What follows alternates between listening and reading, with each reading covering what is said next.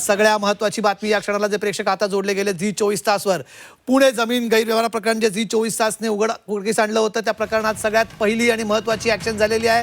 आरोपी शीतल तेजवानीला पुणे पोलिसांनी थोड्याच वेळापूर्वी अटक केलेली आहे आणि तिच्या वैद्यकीय तपासणीनंतर शीतल तेजवानीला कदाचित आज किंवा उद्या सकाळी कोर्टात हजर केलं जाणार आहे। पण सगळ्यात महत्त्वाची बातमी या क्षणाची झी 24 तासच्या बातमीचा मेगा इम्पॅक्ट।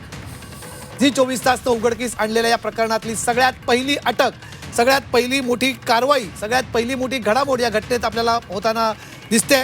शीतल तेजवानी ज्या आरोपी होत्या दिग्विजय पाटील यांच्यासोबत जे त्यांचे सहआरोपी आहेत अमेडिया कंपनीचे पार्टनर, या दोघांचंही नाव आरोपपत्रात घेण्यात आलं होतं आणि आता शीतल तेजवानी यांना अटक केली आणि या निमित्ताने आता प्रश्न उपस्थित होतोय की दुसरे भागीदार, दुसरे आरोपी दिग्विजय पाटील यांना अटक कधी करणार आहेत पोलीस, त्यांची चौकशी होणार। सगळ्यात पहिले आतापर्यंत काय काय झालं हे सांगणं तुम्हाला गरजेचं आहे। आम्ही जे प्रेक्षक आता झी 24 तासवर जोडले गेले आहेत त्यांना आम्ही हा घटनाक्रम दाखवणार की आतापर्यंत नक्की काय काय झालं, आतापर्यंत काय काय झालं आपण हा घटनाक्रम बघूया आणि तो फुल स्क्रीनवर दाखवूया आपण प्रेक्षकांना। सगळ्यात पहिले कशा प्रकारे हे प्रकरण झालं होतं। झी 24 तासनं 5 नोव्हेंबरला हे प्रकरण समोर आणलं होतं। 9 नोव्हेंबरला शीतल तेजवानीसह अमेडिया कंपनीवरती गुन्हा दाखल झाला होता। शीतल तेजवानीनं पहिल्यांदाच पोलिसांकडे मुदत मागितली। त्यानंतर 18 नोव्हेंबरला शीतल तेजवानीची पहिल्यांदा चौकशी झाली, जिच्यात तिला VIP ट्रीटमेंट देण्यात आली। 20 नोव्हेंबरला शीतल तेजवानीची दुसऱ्यांदा चौकशी झाली। शीतल तेजवानीनं चौकशीसाठी परत मुदतवाढ मागितली। शीतल तेजवानीला आज सकाळी चौकशीसाठी बोलवण्यात आलं आणि त्यानंतर चौकशीनंतर शीतल तेजवानीला आज पुणे पोलिसांनी अटक केली आणि आता थोड्या वेळात तिच्या वैद्यकीय तपासणीनंतर तिला पोलीस हजर करणार आहेत। पण आणखी जो घटनाक्रम महत्त्वाचा आहे, या प्रकरणात काय काय झालं, झी 24 तास प्रकरण उघडकीस आणलं त्याच्यानंतर काय काय झालं, या सगळ्या प्रकरणामध्ये मुख्यमंत्र्यांनी कशी चौकशी लावली, खारगे समिती कशी आली, या सगळ्या गोष्टी आपण दाखवणार। आता माझ्याही सहकारी मनश्री आपल्यासोबत जोडली जात आहेत। मनश्री, काय साधारणपणे प्रतिक्रिया येतात?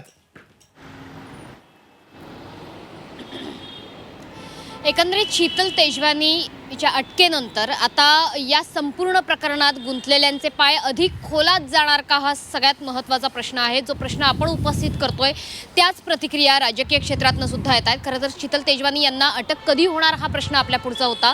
खारगे समितीसमोर न येणं, सोबतच दिग्विजय पाटील यांचं सुद्धा खारगे समितीसमोर न येणं हे कुठे ना कुठे खटकणारं होतं। मात्र आता दिग्विजय यांच्यावरती कारवाई होणार का हे बघणं अतिशय महत्त्वाचं आहे। आणि पार्थ पवार यांचा आता या संपूर्ण प्रकरणात संबंध आहे हे जरी कागदोपत्री समोर येत असलं तरी सुद्धा प्रत्यक्ष कारवाईला कधी सुरुवात होणार असा प्रश्न विरोधकांकडून विचारला जातोय।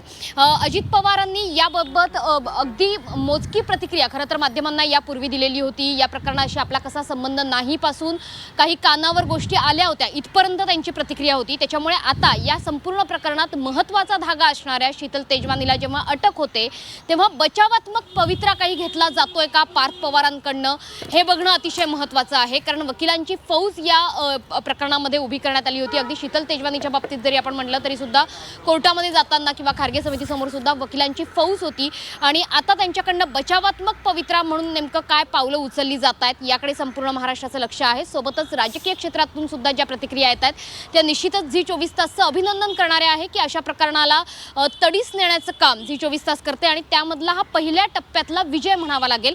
कारण शीतल तेजवानी हा तोच धागा होता ज्या धाग्यानं हा संपूर्ण जमीन व्यवहार केला गेला आणि म्हणूनच शीतल तेजवानी हे एक नाव फक्त पुण्यातल्याच या जमिनीशी नाही तर महाराष्ट्रातल्या इतर कुठल्या जमिनींच्या वादाशी घोळाशी जोडलं गेलंय का हा सुद्धा एक संशोधनाचा मुद्दा आहे। तशा प्रकारची मागणी सुद्धा आता पुढे येते।